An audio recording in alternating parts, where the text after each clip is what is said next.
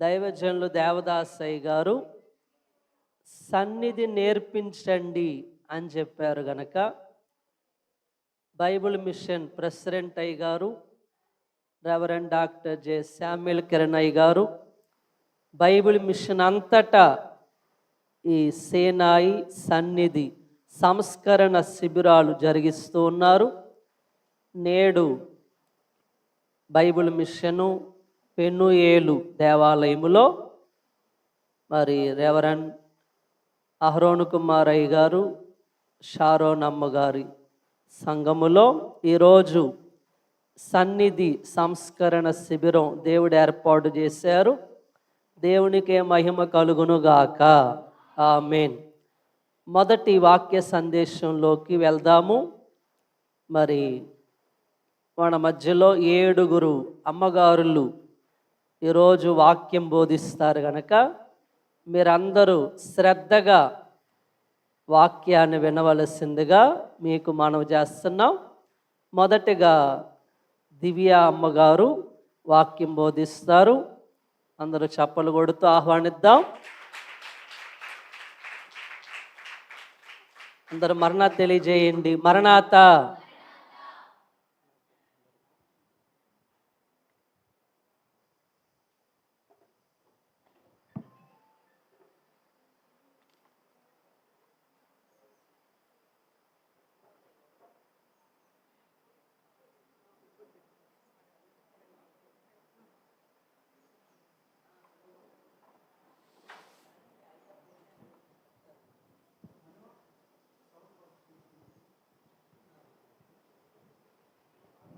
అందరికీ మరణాత మరణాత మరణాత. వాక్యమును చదువుకుందాము. కీర్తన గ్రంథము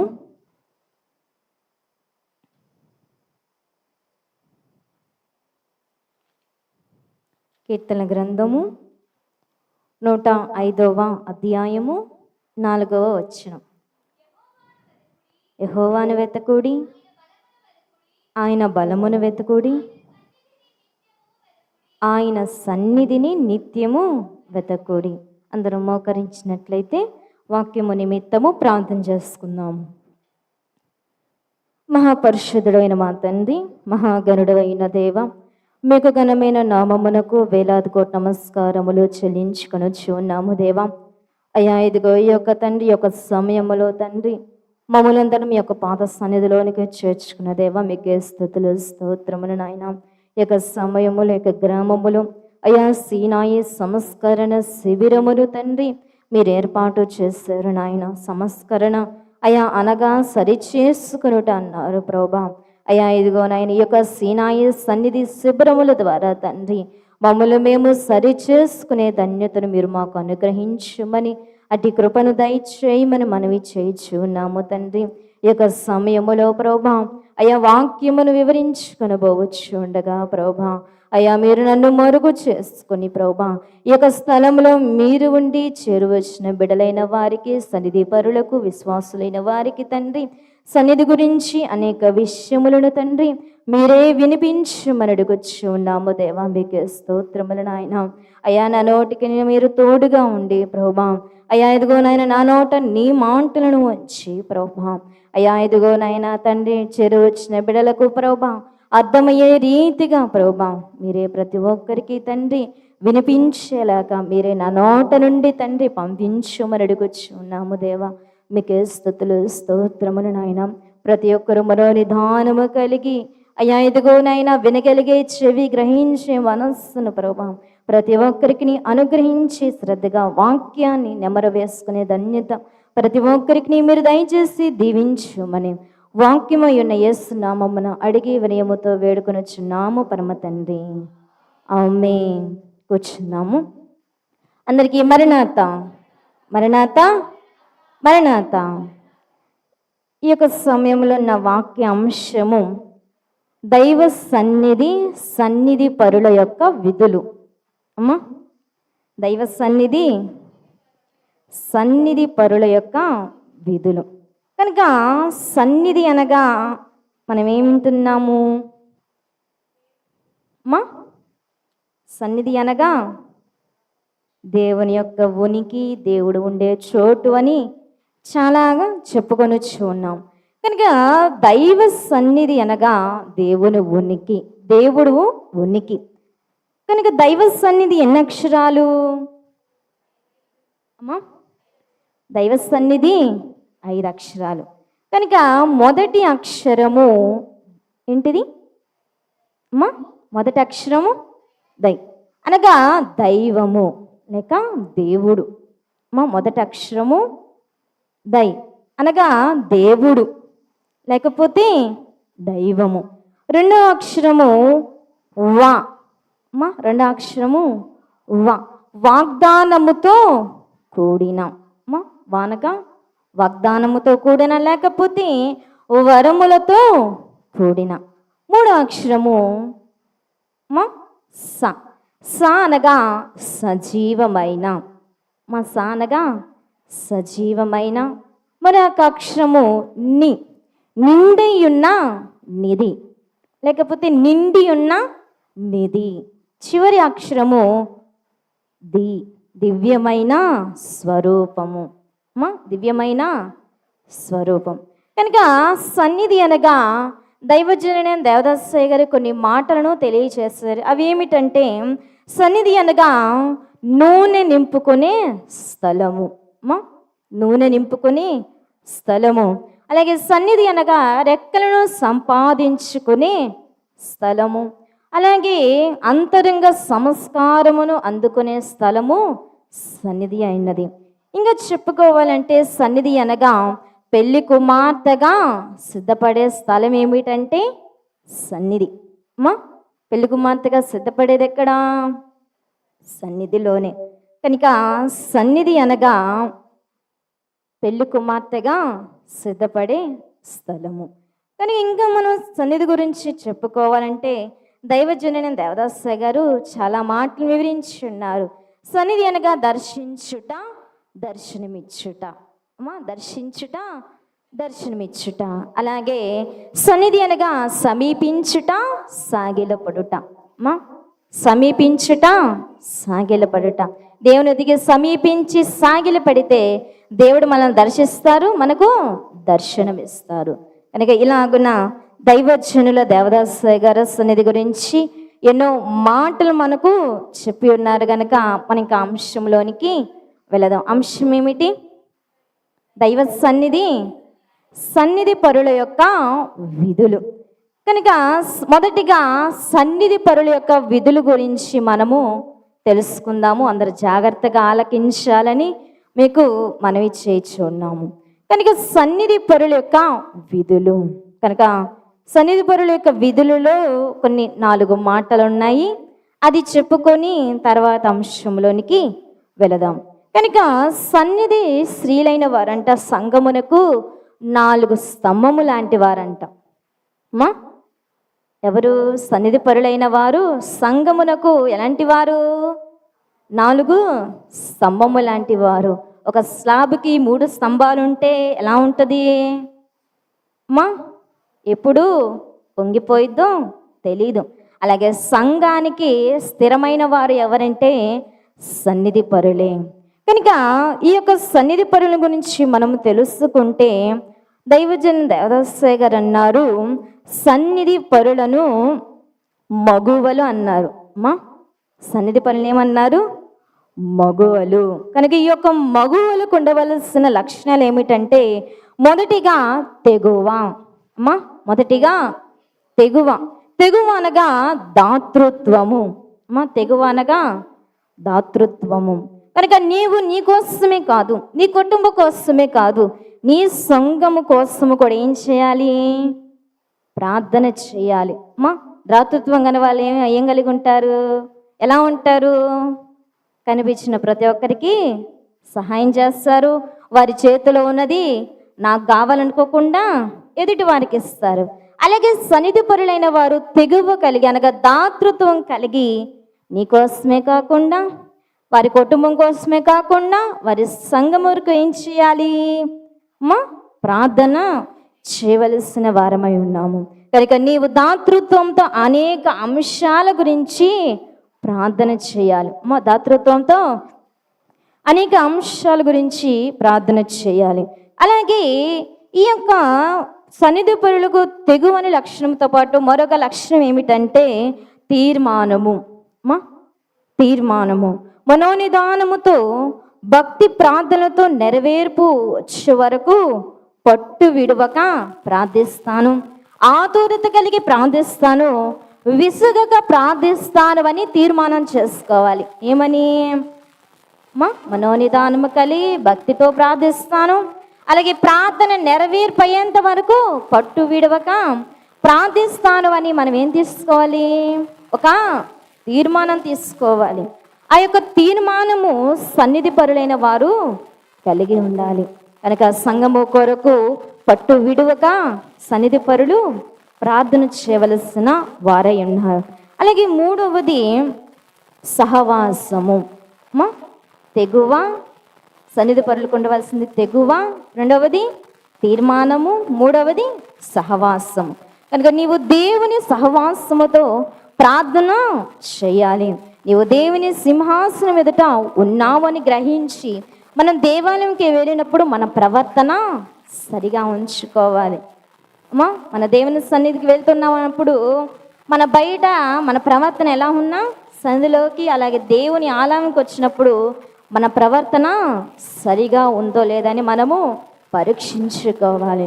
ఒకానొక సందర్భంలో ప్రమీల సిల్వరజమ్మ గారు ఒక మాట అన్నారు. ఏంటంటే, సన్నిధి పరులు సన్నిధిలో కూర్చొని కళ్ళబొల్లి మాటలు చెప్పుకుంటున్నారు అన్నారంట. సన్నిధి పరులు సన్నిధిలో కూర్చొని ఏం చేయకుండా ఏం చేస్తున్నారు? సన్నిధి చేయకుండా అలాగే ముచ్చట్లు చెప్పుకుంటున్నారంట. ఇలాగన సన్నిధిలో కూర్చున్న సన్నిధి పరులు ఇలాగన మాట్లాడుకుంటా ముచ్చట్లు చెప్పుకుంటూ ఉంటేనంట, గుహల్లో ఉన్న అలాగే సన్నిధి చేస్తున్న అరణ్య ఋషులైన వారు, పర్వత ఋషులైన వారు, సన్నిధి పరులుగా ఉన్నవారు ఈ యొక్క ముచ్చట్లు వీరు మాట్లాడుకునే మాటలంట వారికి వినపడ్డాయంట. ఎవరికి? ఎక్కడున్నారు వారు? గుహల్లో ఉన్నారు, పర్వత కొండలలో సన్నిధి చేస్తున్నారు. వారికి ఈ యొక్క సన్నిధి చేస్తున్న సన్నిధి స్త్రీలైన వారు మాట్లాడుకుంటున్న మాటలు ఎవరికి వినపడ్డాయి? అక్కడున్న ఋషులైన వారికి, సన్నిధి చేస్తున్న వారికి వినపడ్డాయి అంట. వెంటనంట ఋషులైన వారు కర్ర పట్టుకొని వస్తున్నారంట. ఎందుకని? వాళ్ళని కొడదామని కర్ర పట్టుకొని వస్తున్నారంటనే. వెంటనే దైవజనులైన దేవదాసయ్య గారు అన్నారంట, అడ్డంగా వెళ్ళి అయ్యా నన్ను క్షమించండి అయ్యా అని అన్నారంట. ఎందుకని? మన బిడ్డలు తప్పు చేస్తే క్షమించండి అయ్యా అని అంటాము. అలాగే దైవజనుల దేవదాసయ్య గారు తన బిడ్డలైన వారు సన్నిధిలో మాట్లాడుతూ ఉంటే ఆ యొక్క ఋషి అయిన వారికి అడ్డముగా వెళ్ళి అయ్యా నన్ను క్షమించండి, వీళ్ళు నా పిల్లలయ్యా, వీరు తెలియక మాట్లాడుతున్నారు అయ్యా, వీళ్ళని క్షమించని వేడుకున్నారంట. ఏమని? వీళ్ళు నా పిల్లలయ్యా, వీరికి ఏమీ తెలియదు, వీళ్ళని క్షమించు అని దైవజనుల దేవదాసయ్య గారు ఆ యొక్క పర్వత ఋషులైన వారికి ఇలాగున చెప్పి ఉన్నారు.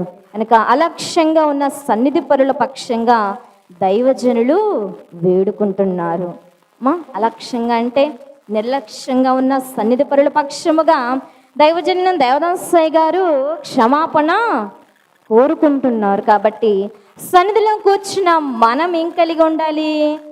సరి అయిన ప్రవర్తన మనము కలిగి ఉండాలి. పాపాలను ఏం చేసుకుంది? కడిగి వేసుకుంది. కనుక దేవుని అంట విస్తారంగా ప్రేమించిందంట. ఈ యొక్క స్త్రీ దేవుని విస్తారంగా ప్రేమించటం వలన ఆమె యొక్క విస్తారమైన పాపములను దేవుడు క్షమించినట్లుగా మనము చూస్తూ ఉన్నాము. కనుక ప్రభు పాదాల దగ్గర కూర్చున్నట్టు వలన ఆమెకు వచ్చింది ఆమె యొక్క పాపము నుండి పాప పరిహారము వచ్చినట్లుగా మనము చూస్తూ ఉన్నాం. మూడవది పాపికి ఆశ్రయము. నీ దాగుచోటు నా దాగుచోటు నీవే అంటారు దావీదు గారు. అలాగే నాలుగవది పాఠశాల. నాలుగవది పాఠశాల. ఈ యొక్క పాఠశాలలో మూడు ఉన్నాయి: నేర్పించుట, బోధించుట, మాదిరి చూపించుట. అమ్మా ఏమున్నాయి పాఠశాలలో? నేర్పించుట, బోధించుట, మాదిరి చూపించుట.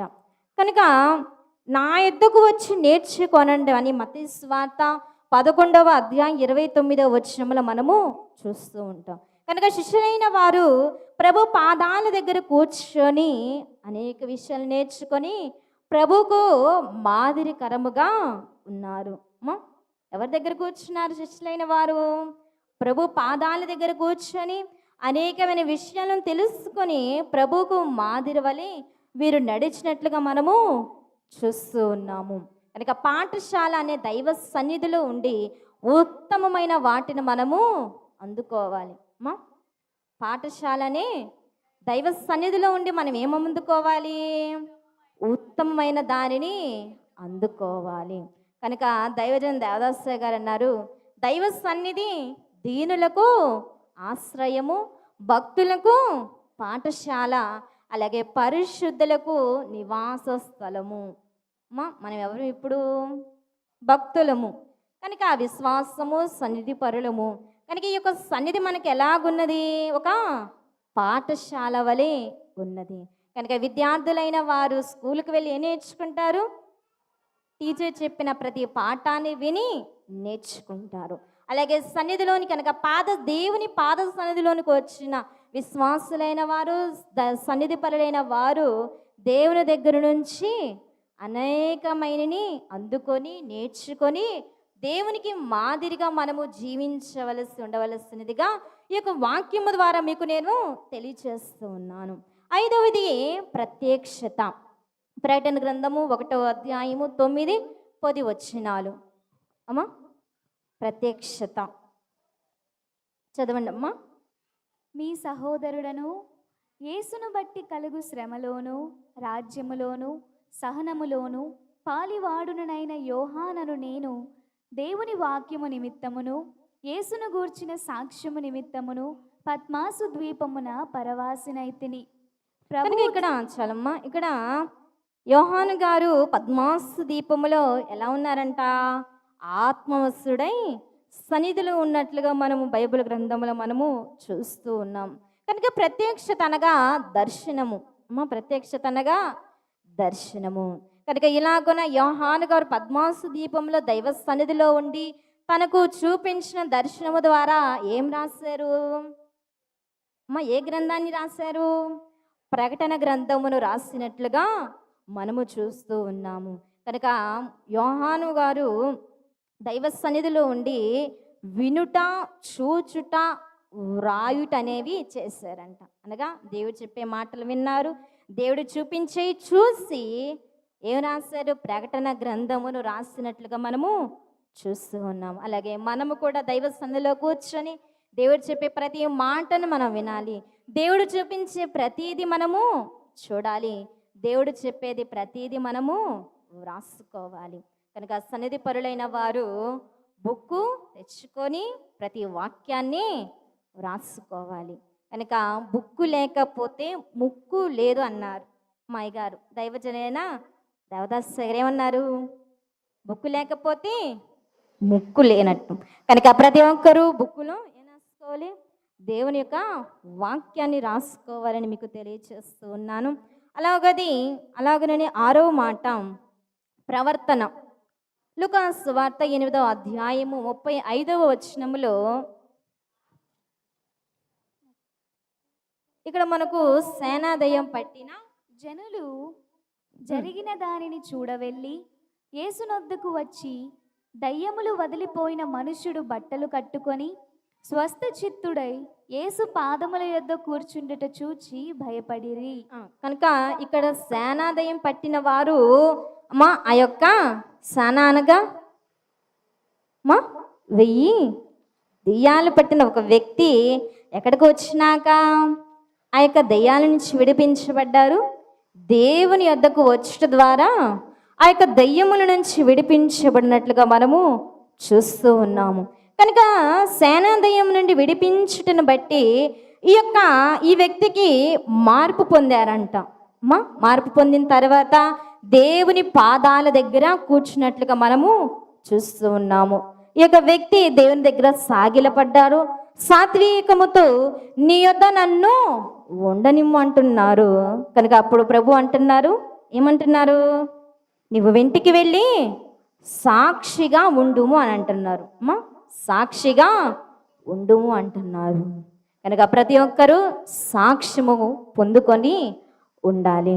కనుక ఒక భక్తుడు విశ్వాసకి గదిలో సన్నిధి ఉండాలి, మదిలో వాక్యం ఉండాలి, వీధిలో సాక్ష్యం ఉండాలని ఒకనొక భక్తుడు తెలియచేస్తున్నట్లుగా మీకు తెలియచేస్తున్నాను.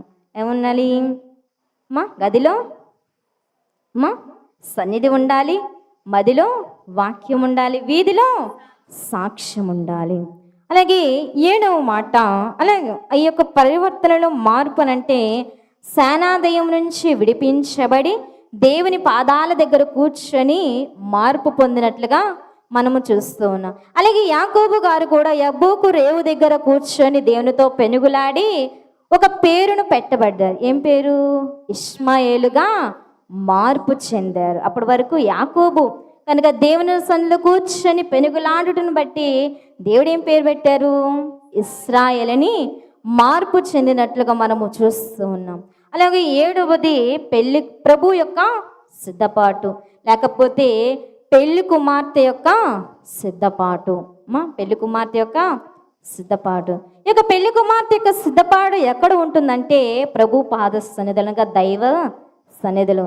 కనుక దైవజన దేవదాసయ్య గారు అన్నారు, సన్నిధి చేసిన వారు మగ శిశువు అగుదురు అన్నారు. సన్నిధి చేసేవారు మగ శిశువు అగుదు. మగ శిశువు అంటే ఎవరు? పెళ్లి కుమార్తె. కనుక సన్నిధి చేసేవారు పెళ్లి కుమార్తెగా సిద్ధపడతారు అని మీకు తెలియజేస్తూ ఉన్నాను. కనుక ఈ యొక్క శిక్షణ సన్నిధిలో 7 మాటలు మనము విన్నాము. కనుక మనం ఈ భూమి మీద ఉన్నప్పుడే ప్రభు పాదాల దగ్గర కూర్చొని అనేకమైన వాటిని మనము అందుకోవాలి. సన్నిధిలో మనము ప్రభువును చూడవలసిన వారమై ఉన్నాం. కనుక ఒకనొక సందర్భంలో దైవజన దేవదాసయ్య గారు అన్నారు, భూమి మీద ఉండగానే దైవ సన్నిధిలో ప్రభువును చూడాలి అన్నారు. భూమి మీద ఉండగానే దైవ సన్నిధిలో ఎవరిని చూడాలి? ప్రభువుని చూడాలి. పరలోకములు ప్రభువును చూడలేము. ఎందుకని? అక్కడ ప్రభువు దేవదూతలైన వారందరూ ఒకేలాగుంటారంట. ప్రభువు దేవదూతలైన వారందరూ ఒకేలా ఉంటారు. అక్కడ వెళ్తే గుర్తుపట్టడం చాలా కష్టం. కనుక భూమి మీద ఉన్నప్పుడే దైవ సన్నిధిలో ప్రభువు యొక్క రూపాన్ని మనము చూడాలి అన్నారు. కనుక భూమి మీద ఉన్న మనము ఏం చేయాలి? సన్నిధి చేసి ప్రభు యొక్క రూపాన్ని మనము చూడవలసిన వారిగా ఉన్నాం. 3వది సమర్పణ సన్నిధి. 3వ మాట సమర్పణ సన్నిధి. న్యాయాధిపతుల గ్రంథము 11వ అధ్యాయం 36వ వచనంలో మనకి ఇక్కడ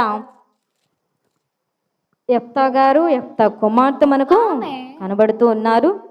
ఆమె, నా తండ్రి యెహోవాకు మాట ఇచ్చి ఉంటివా, నీ నోటి నుండి బయలుదేరిన మాట చొప్పున నాకు చేయుము.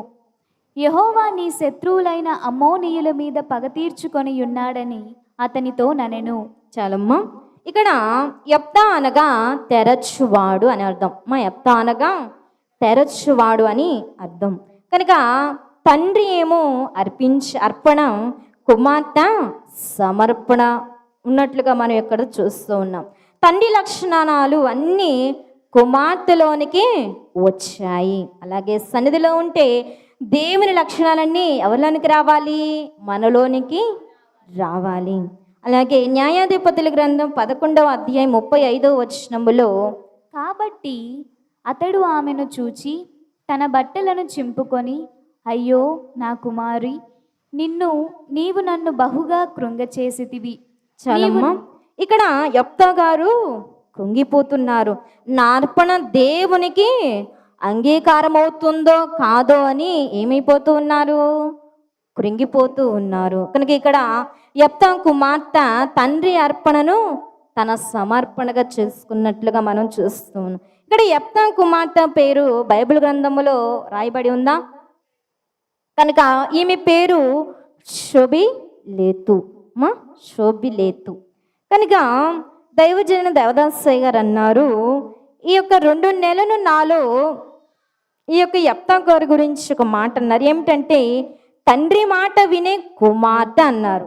అమ్మా, తండ్రి మాట వినే కుమార్తె. కనుక ఇలాగున మనము కూడా పరమ తండ్రి అయినా అమ్మా యేసు ప్రభు మాట మనము వినవలసిన వారమై ఉన్నాము. కనుక ఇక్కడ యెఫ్తా కుమార్తె అంటుంది, నేను 2 నెలలు నాలో ఇంకా కళంకం ఉందేమో అని ఆమె టైం తీసుకుందంట ప్రలాపించడానికి. అమ్మా 2 నెలలు ఏం తీసుకుంది? సమయం తీసుకుంది. నాలో ఇంకా ఏమైనా కళంకము ఉందేమో అని 2 నెలలు సమయం తీసుకొని ఆ యొక్క 2 నెలలు ఎక్కడ ఉంది? దైవ సన్నిధిలో ఉన్నట్లుగా మనము చూస్తూ ఉన్నాము. ఈ యొక్క యెఫ్తా కుమార్తె యొక్క లక్షణాలు ఏమిటంటే పరిశుద్ధమైన కన్యక, రెండవది ప్రలాపించిన కన్యక, మూడవది ప్రఖ్యాతిగాంచిన కన్యక. అమ్మా పరిశుద్ధమైన కన్యక, ప్రలాపించిన కన్యక, ప్రఖ్యాతి కాంచిన కన్యక. కనుక యెఫ్తా కుమార్తెను దేవునికి ఇష్టమైన బలిగా సిద్ధము చేసినది ఎవరు? అమ్మా యెఫ్తా కుమార్తెను దేవునికి ఇష్టమైన బలిగా చేసినది ఎవరు అంటే అప్పుడు అంటుంది యెఫ్తా కుమార్తె, నన్ను దేవునికి ఇష్టమైన బలిగా సిద్ధపరిచినది ఎవరంటే దైవజనులైన దేవదాసయ్య గారు అనిందంట. అమ్మా ఇష్టమైన బలిగా ఎవరు చేశారు? దేవదాసయ్య గారి యెఫ్తా కుమార్తెను సిద్ధపరిచినట్లుగా మనము చూస్తూ ఉన్నాము. కనుక మనము కూడా సన్నిధి చేయాలి. కనుక ఎంత గొప్ప భక్తుడైనా సన్నిధి చేయకపోతే వధువు కాలేడు అన్నారు. అమ్మా ఎంత గొప్ప భక్తుడైనా సన్నిధి చేయకపోతే ఏం కాలేరంట? వధువు కాలేరు. అలాగే ఇంకొక మాట అన్నారు, ఏంటంటే గూడు లేని పక్షికి నీడ ఉండదు, అలాగే దైవ సన్నిధి లేని విశ్వాసికి 2వ రాకడలో జాడ ఉండదు అన్నారు. అమ్మా గూడు లేని పక్షికి ఆడ నీడ ఉంటుందా? ఉండదు. అలాగే దైవ సన్నిధి చేయని విశ్వాసికి 2వ రాకడలో జాడ ఉండదు. జాడ అంటే ఏమిటి? ఎక్కడ కనిపించరని అర్థము. కనుక సన్నిధి చేసే వారి వరుస సజీవుల వరుస అన్నారు. సన్నిధి చేసేవారి వరుస సజీవుల వరుస. కనుక మేఘంలోనికి వెళ్ళాలంటే దైవ సన్నిధి చేయాలని దైవజనం దేవదాసయ్య గారు అన్నారు. అలాగే మేఘము భోగము రాగము. మేఘము భోగము రాగము. ఇంకా ఇలాగున దైవ సన్నిధి మనము చేయవలసిన వారమైన కనుక ఈ యొక్క దైవ సన్నిధి ఒక మహోన్నతమైన విద్య. ఒక మహోన్నతమైన విద్య అనగా మహోన్నతుడైన సర్వశక్తుడైన దేవుడు నేర్పించే విద్య అంట. ఈ విద్యకు ఏ విద్య సాటి రాదు. పిహెచ్డి కూడా ఈ విద్యకు సాటి రాదు. ఏ విద్య సాటి రాదంట? పిహెచ్డి కూడా ఇక దైవ సన్నిధికి ఏది సాటి రాదు. అటువంటి గొప్ప విద్య ఈ మహోన్నతుని విద్య. కనుక ఈ లోకంలో ఎంత చదువుకున్నా దేవుని దగ్గర దైవ సన్నిధి చేయకపోతే వ్యర్థమే. కనుక ఈ లోకంలో ఏం చదువుకోకపోయినా దేవుని సన్నిధిలో కూర్చొని దేవుని దగ్గర అనేక విషయాలు తెలుసుకున్నట్టయే ఈ విద్య మహోన్నతుని విద్య. అటువంటి విద్యను మనము నేర్చుకొని వర్ధిల్లాలి.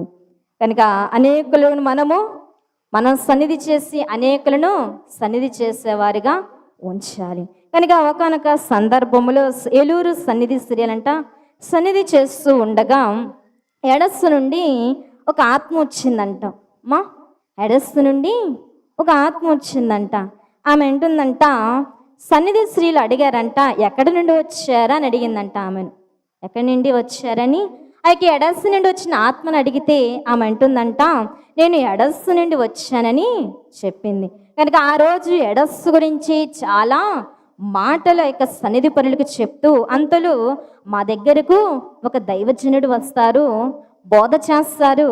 వారు వచ్చిన రోజు మాకు ఎలా ఉంటుందంటే ఎయిర్ కూల్ పెడితే ఎలా ఉంటుందో అలా ఉంటుందన్నారంట. అనగా ఏసీ పెడితే ఎంత చల్లగా ఉంటుందో మా దగ్గరకు ఆ యొక్క దైవజనుని దేవదాసయ్య గారు వస్తే అంతా చల్లగా ఉంటుంది అని అన్నారు. కనుక సన్నిధి చేసేవారు ఎలా ఉంటారంట? చల్లగా ఉంటారు, ఇతరులను చల్లగా ఉంచుతారు.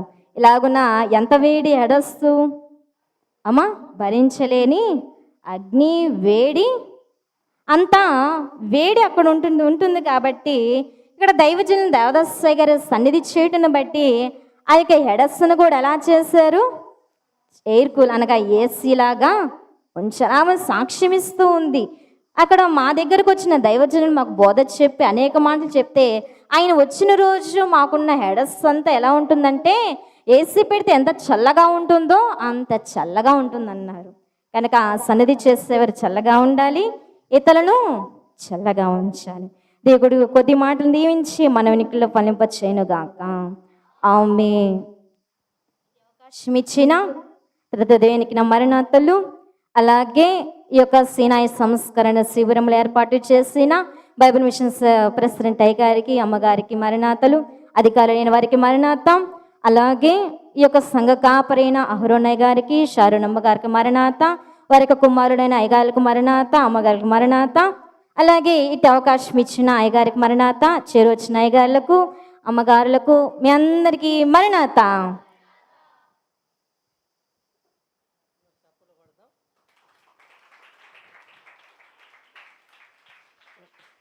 మరి ఇంతవరకు దైవ సన్నిధి గురించి కొన్ని విలువైన మాటలు దైవజనులు దేవదాసయ్య గారు చెప్పిన మరి కొన్ని అమూల్యమైన మాటలు మనం విన్నాము. 3 మాటలు: రక్షణ సన్నిధి, శిక్షణ సన్నిధి, సమర్పణ సన్నిధి అని మనకి చాలా విషయాలు తెలియజేశారు. సన్నిధి చేసేవారు చల్లగా ఉంటారు, ఇతరులను కూడా చల్లగా ఉంచుతారు.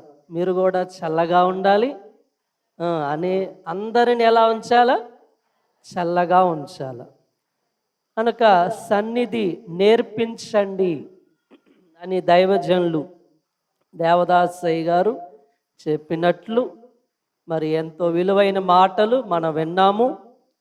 మరి ఎంత చక్కని వాక్యం అందించిన దివ్య అమ్మగారికి అందరం మరణాత తెలియజేయండి. మరణాత, మరణాత.